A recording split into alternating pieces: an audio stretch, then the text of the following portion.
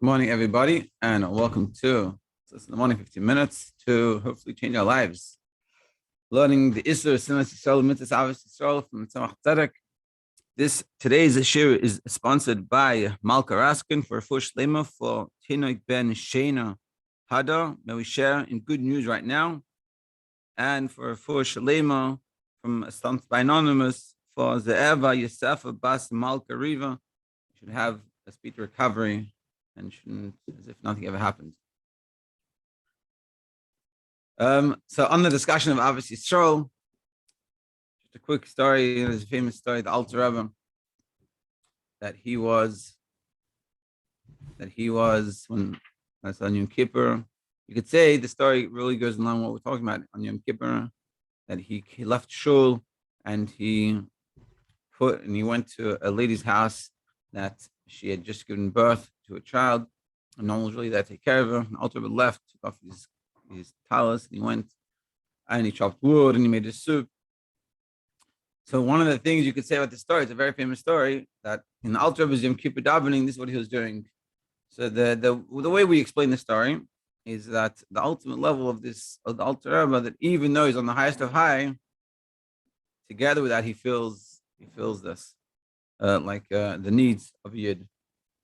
But you could say, according to what we said in this first ois, the reason why he did this, the reason why this happened is because we're interconnected. What did we say? We said three main points in the first ois. We said that we all come from this level of Adam Elyon, from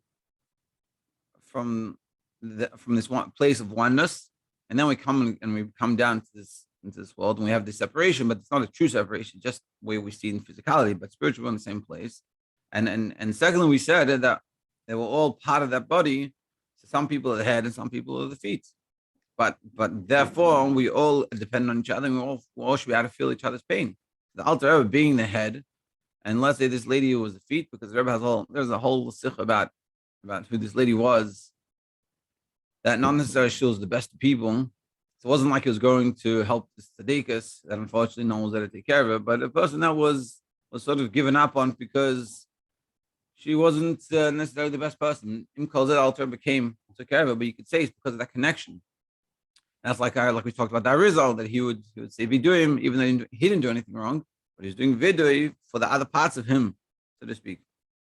And that's what we were saying. And the third thing we were saying is that that's why we have to take upon ourselves the mitzvah of Ahavas Yisrael before we daven, because to be a carbon, to bring come to close to Hashem, to have that proper connection, we have to be connected within ourselves. And if we're not connected amongst ourselves, that means you're not complete, you're not connected, so then you can't connect to the Eibishter. So again, those three things that we talked about so far, we all come from one source. Second of all, we all are interdependent on each other because we're all part of the same body. And thirdly, through taking upon ourselves Ahavas Yisrael, we can have a proper connection to the Eibishter, davening. Now, what we're going to discuss is how we can take this a step further into the entire Jewish people. How what we do without Ahavas Yisrael affects everyone. And we're going to ultimately answer the question, why does Hillel in the story to the Ger, he says, what is hated to you, don't do to your friends. Which is the ultimate question, why is he using the negative and not the positive? That's what we're going to discuss today. Whatever you don't like being done to yourself, don't do to your friends. Why is it in the negative? Let's see.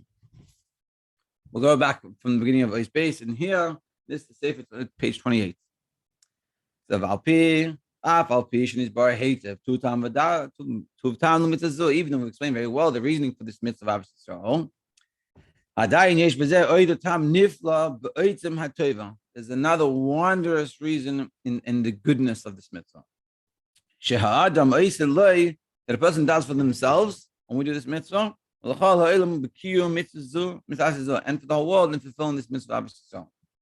So we're going to explain how this mitzvah not just has a phenomenal effect on ourselves and on the world as a whole. And on the other hand, chas v'shalom,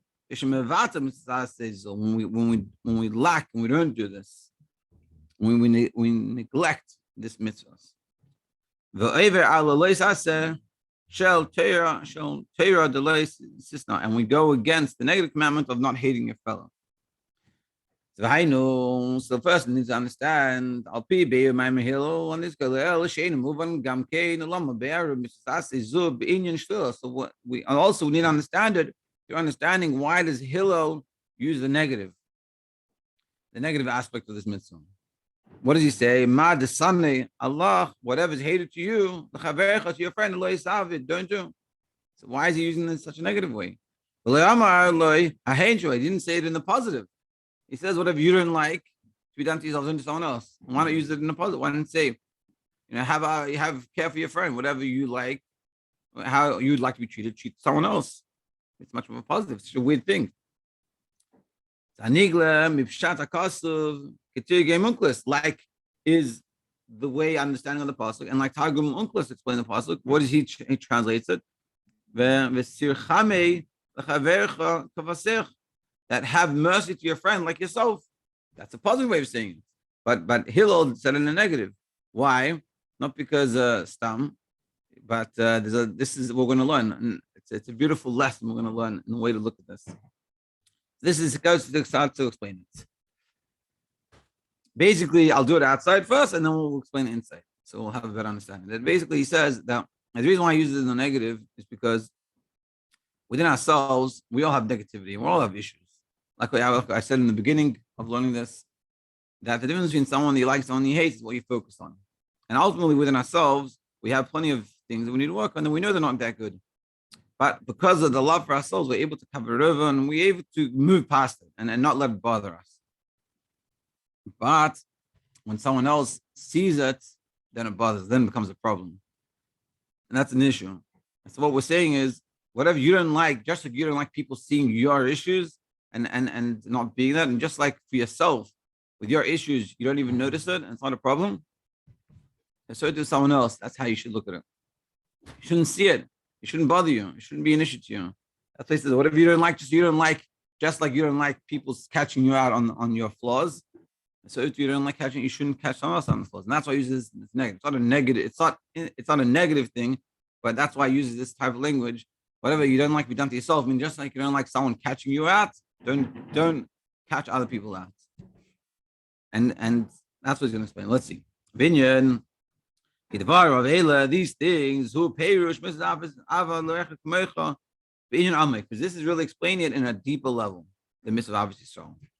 The high no meaning Adam Roya. Just like a person doesn't see any fault within himself. It's not that he doesn't recognize his issues, his shortcomings.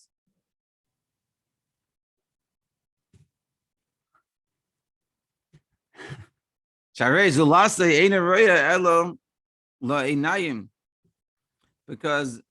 for someone else, they only perceive what the eye sees, but he sees what's really going on inside of him. Meaning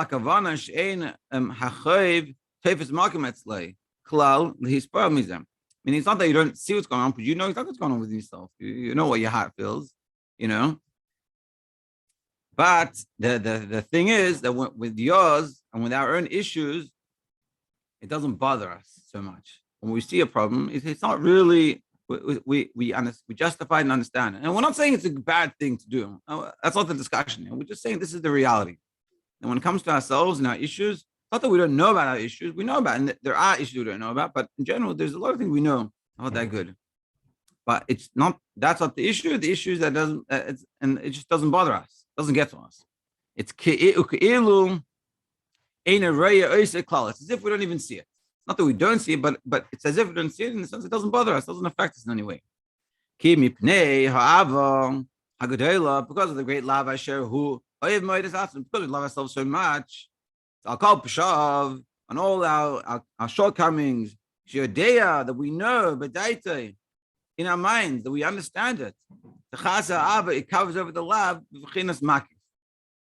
love that's in the encompassing manner, covers this all over. Meaning, it doesn't come from the knowledge to the emotions.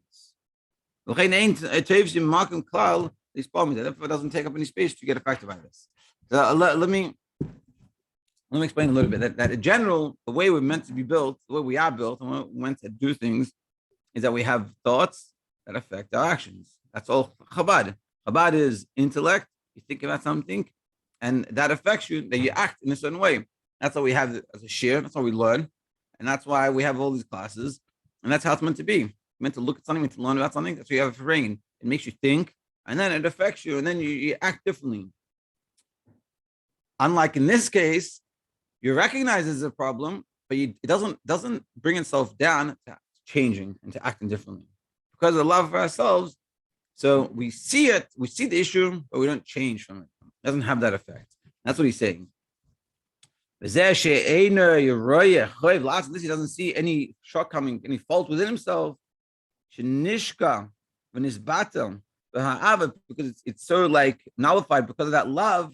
That's covering over these issues in a very encompassing manner. So that issue we have is so covered over. Like I said before, that the focus of the person that you like is not about his faults or her faults. You're just not focusing on that. And that's what he's saying. You're not focusing on our faults. We focus on the love that we have for ourselves. And it covers over all of those things. What happens? So we have this thing, we have an issue. Let's say the issue is we get up late every day. We can't get up on time. Or have an issue, we do something that's not very good. When someone else sees on this issue and this lacking, this fault, and the person will understand, the person will see him and say, hey, look at that, hey, look at you. You always come late, you have no self-control, or you don't daven every day, or whatever it is, you don't watch Nagavasa, or you don't bench, or whatever someone's issues are, or it could be, like even on a deeper level, you could say, a husband and wife, that you get to know each other very well. And so suddenly the husband or the wife, everyone has their issues, but suddenly, and this is something, a realization happens when you get married early on into the marriage. Suddenly all these things that you're hiding that you're able to hide from everyone else, your spouse sees it. And this is what we're talking. This is like one of the examples we're talking about. Suddenly you see it. That's what happens. It becomes a problem. So he says, you become very angry, very unhappy about it, and it bothers you. And so especially in the beginning of marriage, you don't know yourself, you don't understand everything. So you might get angry, but you won't understand. You're getting angry because someone's caught you out on your lie. You live a lie, but you're not even paying. It doesn't bother you because of the love for yourself, and it covers it over. And even though you realize this is a problem, and I'm not doing this properly, and I should change, but we cover it over. But suddenly someone else sees it, and someone sees. And this is one of the things I remember when I was like in the beginning. Suddenly you realize when you become honest, you realize that like you're not being genuine. Like in your own world, the outside world, that your portrayal is genuine, but within yourself, there's things that aren't genuine. You don't realize it because love is covering it over. You don't see this problem. Suddenly you're married and someone else sees you and say, hey, what happened over here? Why are you acting like this? So that bothers you, so you get angry. So the trick is to recognize where it's coming from and not get so angry. What happens? You get angry. But the problem is, even though you're getting angry, why are you getting angry? You know this is true. Someone's calling you out on this. Whatever it is that you're doing wrong. It could be whatever it is. Everyone has their examples of things that they should be doing better. Like I used before, a few simple examples, but this could apply to so many things. Anything you're doing, that if you ask yourself, simple way of seeing this out is you ask yourself, and you say, if someone else was here, would I be doing this? It's the famous, the story in the Gemara that you should have the years Hashem like Yir Bas V'Dam. You should fear Hashem like you fear someone like flesh and blood. Meaning, if your friend or your teacher or someone that you respect was here with you now, would you be doing this? And this could be, and if not, then it's a problem. That's what he's saying. You see this. It's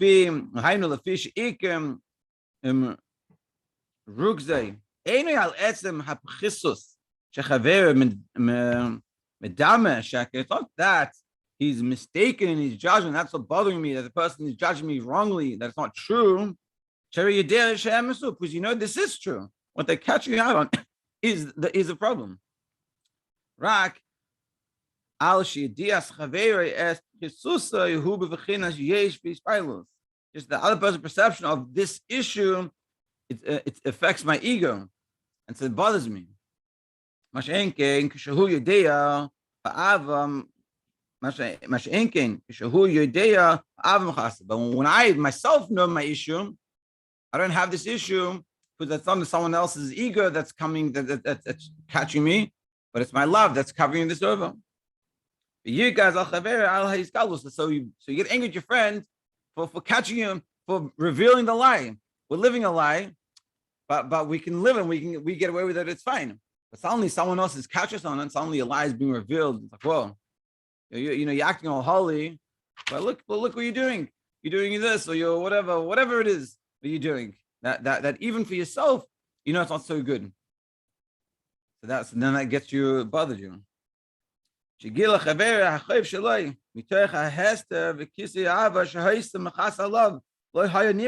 before, no one saw it. I covered it over. I did a good job of faking. No one even knew. So I'm good. It didn't bother me. But now it's being revealed. There's a lot more to continue on this, but we have to stop. So we continued tomorrow.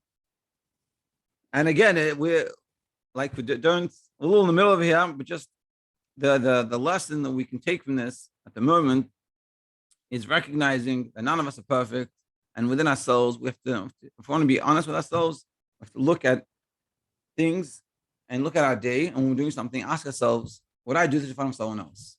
And if I wouldn't, someone that respects me, I wouldn't do it in front of them. Is this genuine? Am I right? Or am I just covering my love, just covering over these mistakes of mine? And to be continued tomorrow.